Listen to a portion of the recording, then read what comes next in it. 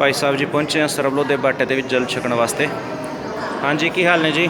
ठीक है महाराज जी। कितने दिन हो गए जल छकण वास्ते आंदे हो? मैं तो ये आज तीसरा रोज है। आज तीसरा दिन है। हाँ जी। होया क्या है? खांसी हो रहा था। खांसी थी। हाँ जी। ते अभी तीसरा दिन है, 2 दिन में आराम आया फिर? आराम आया है, बहुत आराम आया। दवाई बंद कर दी है? दवाई तो बंद कर दी। अच्छा अच्छा, हाँ जी। ठीक है। जो लगातार आएगा ना बिल्कुल जड़ तो खत्म हो जानी खांसी, ठीक है जी। ठीक। ते तुसी भी कई दिन तो आ रहे हो है ना? हाँ जी हाँ जी। थानू की होया? खांसी सी। अच्छा, खांसी थी थानू भी? हाँ जी हाँ जी। थानू तो पुरानी थी खांसी थोड़ी, है ना? हाँ जी हाँ जी, थोड़ी पुरानी। ते फिर फर्क लगे? हाँ जी, फर्क लग रहा है। थानू किन्ने दिन विच पता लगे?